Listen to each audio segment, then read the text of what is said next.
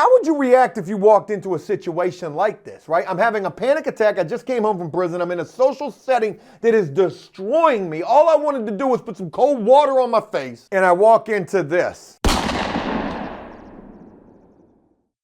Joe, you wore the same shirt in the last video. I filmed 2 videos at a time whenever I'm filming, and you might notice as of late that I'm only uploading every other day right this second, and I would love to be uploading every day. Trust me, if I had the opportunity and the time to be able to film, I would be uploading every day. But the fact of the matter is, I am currently solo for dolo, just me and most reliable number 1, working a lot, working our asses off to get that flip house done. You guys are probably wondering, or some of you might be wondering, you might even be happy not having to hear about, what's going on with the flip house. But for any of you guys who are, curious if I'm going to be doing the vlogging, you like the vlogs, I want you to check out the new YouTube channel that I just created. It's going to be just vlogs, and it's called After Prison Joe Vlogs. I think that's pretty original. Hey, go check that channel out. I've actually started uploading content to it already, but it's only going to be vlogs, landscape, flip house type, anything vlog related and not prison. I thought about naming the channel Everything But Prison. But I cannot thank each and every one of you enough who are taking the time to check out the content and who are really enjoying the prison content. I'm a hard head. I don't got no soft ass. A hard head makes a soft ass. But because of the fact that I'm hard headed, sometimes it takes me a while to understand it. Okay, I've heard and I realize you guys are absolutely right. It's After Prison Show. It better be all prison content, or at least, after prison content. Me sharing with you guys so much stuff in relation to what I went through in prison and also life after prison. But mentioning all of that, you guys have been leaving so many awesome comments and a lot of really good suggestions for videos. And I've actually found quite a bit of inspiration from the comment section based on the videos that we've done as of late, including today's video. 5 of the most shocking things that a prisoner is going to experience after prison. Now, this video idea also comes to us from the comments section, and this person right here, Defury, who says, please do a video about what prisoners are shocked about after being released from prison. Electronics, prices, how people are treated, etc. Defury, a lot of what you mentioned right there are things that are going to be shocking to somebody who's coming home after serving time in prison. We are going to expound upon all of that and so much more in this video. And again, a very special shout out to you, Defury. With that being mentioned, what do you say we go ahead and we dive? I'm running toward that finish line. You almost got it. Head first up into this video. Cut it out like Joey from Full House. Whatever happened to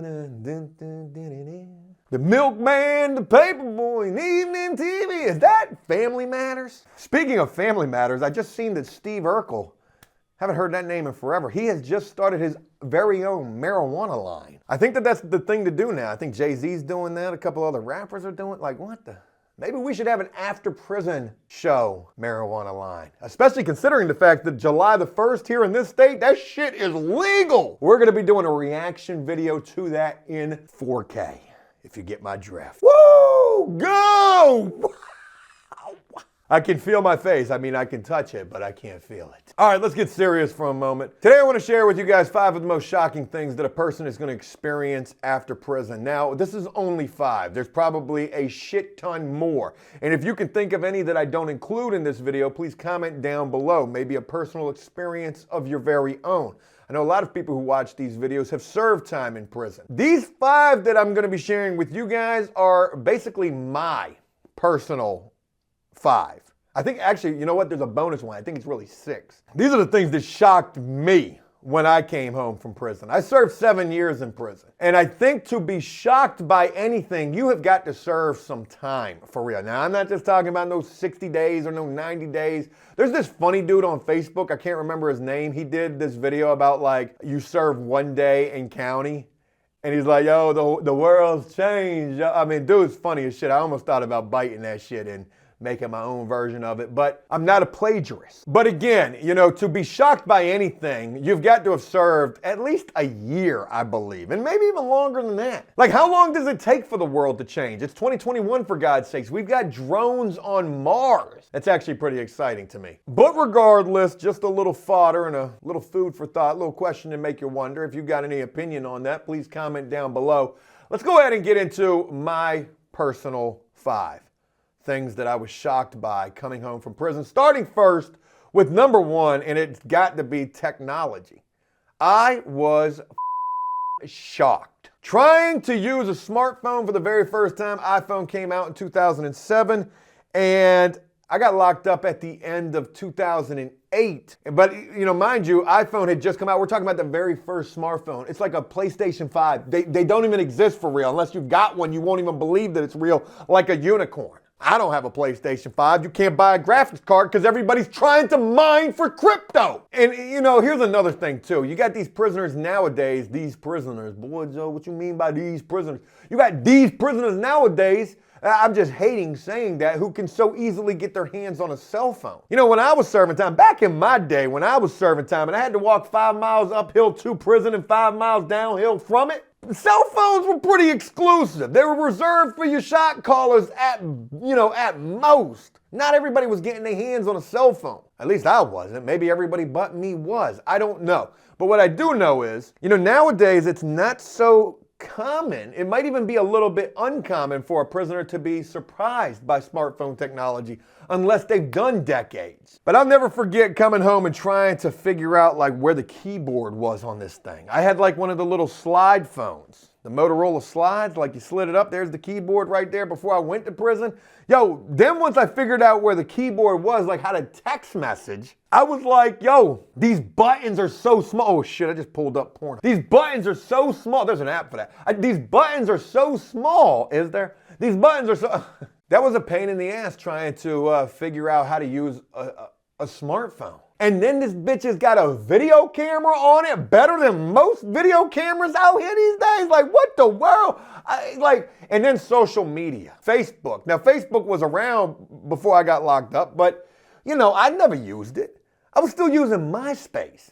Instagram, what's that? Now, this was the first Instagram before Instagram was ever thought of.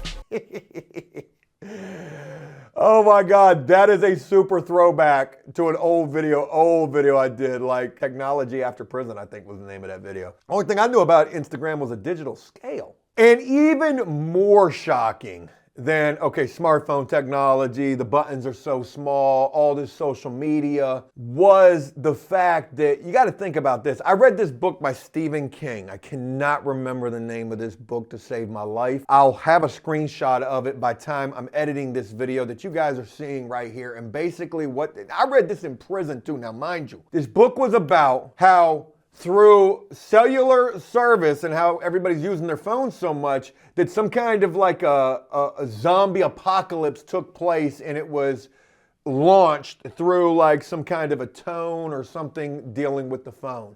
This book scared the shit out of me, especially, you know, not even reading it so much locked up, but thinking about it after I came home from prison and seeing everybody out here walking around like,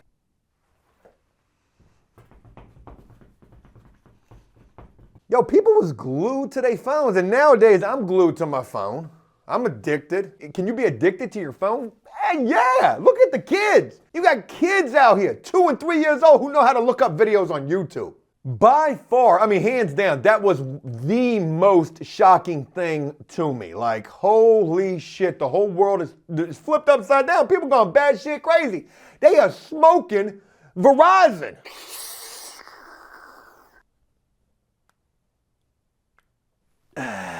Whew, that shit about gave me a little brain aneurysm right there. And you know, to go even further with technology, let's leave the phones alone. Think about when Dave served a year in jail. Remember when he had to go turn himself in? We got him a lawyer. I got maced and tased. during that time? You know, I thought to myself, Dave comes home from jail. Okay, he's been gone a year. Like, it's a year. What the hell can honestly change in a year? Yo, Dave came home. We took him to McDonald's. He was blown away by the damn smartphone at McDonald's. Like how you order your food at the kiosk. That was super shocking to me to see him experience that. Because, you know, I'm thinking, okay, I've been home there a couple of years. Boom, I'm at that kiosk at McDonald's, glued to my phone.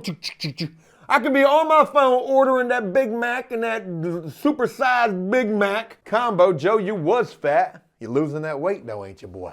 Yeah, technology definitely hands down got to be number one on this list. Moving on to number two, I mean, just as big, social settings. Being around a lot of people. Going into a store for the first time. I've shared it before, I'll share it again. When I got home, I went to the bank to cash my little prison check, and I walked up into that Wells Fargo. As soon as I stepped through that door, opened that door, everybody was looking at me. Looking at me like I'm coming in there to rob that bitch. Or at least in my paranoid, delusional, PTSD, prison up mind, that's what I was thinking. People probably weren't paying me no mind. They see me come in. Okay, he doesn't have a gun. Okay, how can I help you, ma'am? But yo, I mean, I literally almost had a panic attack going up into there. Feeling like I didn't belong. Feeling like a seagull in a world full of ducks. I mean, I'm having a cold sweat, shortness of breath, like, sir, can I help you? Yes, I need to cash this prison check. I've been to prison. God help me. Can you help me? You can't. Give me all the money. That's what you're looking at me like anyways. Went to Walmart after that. Now, this was a double conundrum. This was a oxymoron right here, what happened to me up in Walmart. So I'm in Walmart and, you know, walking, trying to get me some white. Joe, you're not in prison no more. You can wear colored boxers. In Walmart, everybody walking by me. I feel like the world's in slow motion, right? Like everybody's just looking at me. I feel like I'm in the Matrix. Ducking glances. Boy, they throwing them shots just with they mean mug gritting eyes. I should have been a poet. God, I'm nice. Ducking glances like you in the Matrix. Oh, you almost got him. So I start having another panic attack up inside of Walmart. I don't know if it's because of all the people. It's because I feel like everybody's looking at me like I'm freaking the out. So much, in fact, that I'm like, yo, I got to go to the bathroom. I got to go to the bathroom. I got the bubble guts. Okay, because that was another thing that happened to me. I get the bubble guts, right? We're going to have to, you know what? There's 7 on this list because that one just came to me, the bubble guts and why. I go up into the bathroom to try to put some cold water on my face and like that was a mistake. I'm in a Walmart in a less desirable part of town. So as soon as I walk into the bathroom, I get hit in the face immediately. Boom! But it's not somebody standing behind the door to punch me. It was by smoke. No bullshit, smoke. And I'm not talking about no cigarette or no wacky tobacco. I'm talking about smelling like burnt tires, like somebody was drifting in the bathroom. That smell can only come from one thing, either Tokyo Drift or somebody smoking the crack. So now I start freaking out for reals. Because there's nobody in the bathroom. They must have just left. I must have just missed them. I walk in and boom! I'm almost getting a contact. I'm like, holy shit, somebody was just in here. I'm in this bathroom by myself with only this cloud of smoke surrounding me. And I'm like freaking out. Like, how would you react if you walked into a situation like this, right? I'm having a panic attack. I just came home from prison. I'm in a social setting that is destroying me. All I wanted to do was put some cold water on my face. And I walk into this ambush, this crack smoke ambush in this bathroom. So like, I'm stuck. I don't know if it's the contact from the crack or I'm just stuck because I don't know what they're doing. As soon as I'm even trying to think of something, somebody else walks in there. And I'm like, oh, shit, I just got to go. They're going to think, ain't no doubt in my mind, they thought that it was me up in there smoking the crack. Social settings, shocking as at least that one was for me. You know, it took me a while to actually become comfortable and to actually start to even feel like not everybody is looking at me. Forget feeling like you belong, but to start feeling like at least not everybody is looking at me. And you know, with that, there's anxiety as well from being in surrounded in crowds and being in uncomfortable situations, like whatever. Like I don't even know how that really comes to be because in prison, you're surrounded by crowds of people that you probably don't really even like. But I guess it's because you have to be in those situations. Out here in society, at least you can, get away from them if you don't want to be in them. At least sometimes you can, right? I share all of that with you guys because, even today, almost 6 years separated from prison, sometimes, not all the time, it's far and few between at this point, but sometimes I still deal with the anxiety. I'm telling you, prison will you up. So don't go there. Don't go there. Number 3 on this list, the police. You know, you look at everything going on in the world today, and boy, it just hits so much differently when you think about police and police encounters. You know, people are asking me to do a video about this cop that just got found guilty, as he should have, you know, on all charges. What's his time in prison going to be like? Trust me, it ain't going to be like what you think it's going to be like. This dude going to have the biggest freaking target on his back of anybody ever. But police encounters after prison. And you don't even have to have an encounter with them. God forbid you do, because that's only 20 times worse. That's going to be super shocking. But you're going to be shocked, at least I was, at how you would react and will react when the cops pull up behind you or beside you, and how you like tense up. You know, it still happens to me today. Not all the time, because sometimes I can brag and say, I don't care if the police are behind me. But then there's other times that I'm like, oh, damn. And I ain't doing nothing wrong. And that's shocking too. You can be out here doing absolutely nothing wrong and see the police and definitely get super uncomfortable. You might even swerve a little bit just because you're nervous. And then get pulled over. Hey, but I was shocked by that. And I haven't had any police encounters for real. I don't think I have. I mean, I've gotten a ticket or two, but other than that, and I mean, hey, yeah, I've had a couple of police encounters actually thinking about some tickets. That sucks. Getting pulled over, like you got no idea how that's about to play out. You could end up going to jail, going back to prison. You'd be ready to tell something when you just got a taillight out. Sir, do you know why I pulled you over? Johnny's got the dope. You got a taillight, Johnny. Siri, take a note. Johnny, what's Johnny's last name? Number 4 on this list, disrespect will shock the piss out of you. Like, when you're in prison, you gotta be so respectful. Respect people you don't like, guards you don't like, staff you don't like. Oh, excuse me, I didn't mean to bump into you. Step on somebody's shoes, that could be the end of you. Tap, tap, tap, tap, tap. Those are my brand new V-Forces. People will bump into you all day long, damn near football tackle you out here and won't even turn around. Boom! Run into you at Home Depot trying to get to the fertilizer. You know, I've dealt with it personally. I know of people who we featured on this channel who have dealt with it personally, and it's just so interesting to me, especially now, because I'm so far separated from prison, but to hear of people trying to deal with disrespect out here, it's shocking because it's so prevalent. Like, the disrespect is on a level 12. People glued to their phones, they ain't paying no attention to you, they bump into you, ain't even looking back. I'll share a story with you guys real quick in relation to disrespect. There was a dude I was locked up with. His name was, gosh, it's on the tip of my tongue, no pun intended. Dude was a homosexual. And nothing wrong, he wasn't gay, he was bisexual. And nothing wrong with that. Dude was this ex-Marine type of dude, worked out all the time. He'd tell you, hey, yo, you don't want to be in the shower with me? Don't be in there. Don't worry about what I'm doing. But if you is worried about it, I take showers at 5:30 in the evening time. Come see me. Bring your birthday suit. Damn, what was this dude's name? I'll know by time I'm doing this video because hopefully I've been able to incorporate the news story about this, and this deals with disrespect. Dude was in a bar one night. He got released from prison. He had a boyfriend while locked up named Ralphie. I'll never forget that, but that's neither here nor there. It's important for one thing. Dude gets released, leaves Ralphie behind, and all of a sudden, maybe a couple months later, we see on the news of a bar fight that ended with a dude getting killed. Arguing over a football game, a Redskins and Cowboys football game. This dude was in the bar. He was arguing with some dude who was in there with his girl. They got to fighting, or they both stood up like they was getting ready to fight.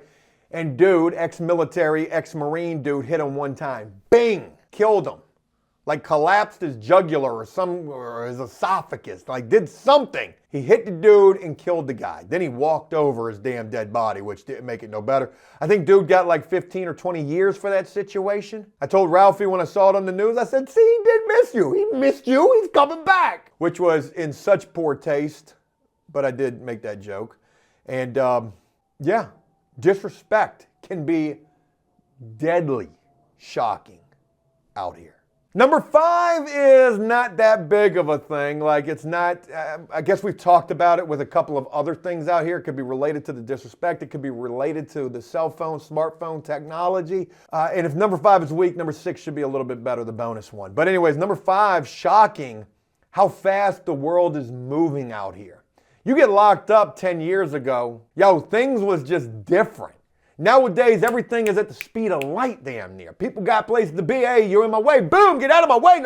No respect. Like, the world is moving 150 miles an hour. The world is flying. People are, and I found myself falling right in line. It might have took me years to get there, but I'm shocked that, like, I'm the same way now. Yo, I got somewhere to be. Boom, get out of my way. I need to grab the fertilizer. The world is moving super fast. And, you know, a good example of that, I was just watching this Netflix special called The Serpent. I highly recommend it. Such a good docu-series, and it's based on a true story about a dude who killed a whole bunch of people back in the 70s. And one of the most interesting things about that show is the amount of cigarettes that people were smoking back in the 70s, because that's all they do in the show is just smoke. But other than that, is watching how people wore prior to cell phones. Like, prior to a cell phone, people actually had to do things. They had to have conversations. You had to wait for a call to come. Like, that was an exciting, yo, you got a call. Do I? Hey, I got a call. That's an important thing. Rotary dials. But back then, like, people really, I feel like, enjoyed life more because they were forced to have to take it in. Now you can take in life from the comfort of the toilet. Scrolling on Facebook. Oh, that's what's going on. Okay. Like, dislike, comment, share. Shocking how fast the world is moving these days. One final thing on this list, the bonus one that I wanted to include. Shocked after prison, trying to find a job. Me personally, this is a personal one. You know, because I felt like I was so prepared. I will never forget trying to have all my ducks in a row, no pun intended. We've been talking about ducks and seagulls quite a bit here. But I knew I had been gone for 7 years. I knew I was ready to get back into the workforce. And I knew that there wasn't too much I wasn't willing to do for a wage that I wasn't willing to accept. That's shocking 6 years later to see how people are. Oh, well, you're going to pay me X amount of dollars, or I'm not working for that. No shot, or maybe a shot to everybody. Like, take it how you want to take it. But I mean, that's the truth. When I came home, after doing 7 years, I was willing to do whatever I needed to do, whatever I had to do in an effort to try to get better. And I was working at a temp service, making between $7 and $11 or $13 an hour, but that wasn't guaranteed all the time. Then they started garnishing my wages, and I was coming home with $25 a day. $25 a day? After garnishments, taking 50% of my check? I worked at Little Caesars for 2 weeks, but really it only amounted to 2 shifts. They gave me 1 shift every week for 4 hours. I was getting 8 hours every 2 weeks at $7.50 an hour. Had a 17-year-old manager who told me to go home and shave. One day I told him to take this job and shove it.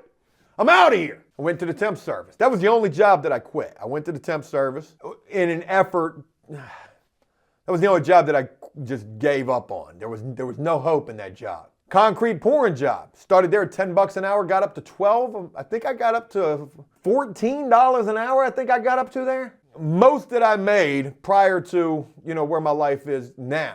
But before all of those jobs, there was the first attempt to try to find work. And that was me feeling like I had all my ducks in a row. Not even really knowing how to use a phone or a notepad on a phone. I had sticky notes, literally, like, okay, here are my references. I'm prepared. Here's my address. Here's what I'm willing to accept. You can pay me $8 an hour, $7 an hour. I'll take whatever. It was at a fish packing house. I go in there and I begin filling out this application. And mind you, we're talking about social settings, so the panic and anxiety is killing me. But I go in there, hello, I'd like to fill out an application. I heard that you were hiring. I see that you're hiring. I think there was a hiring sign. I begin to fill out the application. I'm doing pretty good on it. And then I get to the part where it asked about previous employment. I had been locked up for 7 years. What was I going to put? I literally was shocked. Like, damn, this is a lot harder than I thought it was going to be. And I'm stumped. I'm looking at this bitch like it's a word problem. Like, if Sally's driving on a bus at 50 miles an hour and another bus is coming in the same direction from 10 miles out, like, I cannot figure out the answer to this. Previous employment, list below. So I just put previously incarcerated for 7 years, but willing and ready to work hard and just looking for a second chance, a fresh start. Never heard from them people at all. I almost want to call them. I thought about that while I was putting this idea for this video together, or the thoughts for this video together, and say, hey, look, I know it's like, 10 years ago or something like that, but do you have my application? Because I think that my application would be so cool to have. They never called me. And back then I didn't follow up. I probably should have followed up, but that's on me. But that was shocking. That was shocking. And I just was so unprepared, and realized right then and there that, damn, trying to find some work, even though I knew it was going to be hard, it was going to be even harder than I had anticipated. That's everything that I wanted to share with you guys in this video, and I truly hope that this was a video you guys enjoyed. If there's anything shocking coming home from prison that you guys can think of, or that you guys have experienced that I didn't list in this video, hey, comment down below and let us all know what you have to say. Hope you enjoyed this, and if you did so, please leave a like and a comment on this. And as always, until next time, enjoy life, the free world, never take a moment for granted, and make the most of every day. Peace!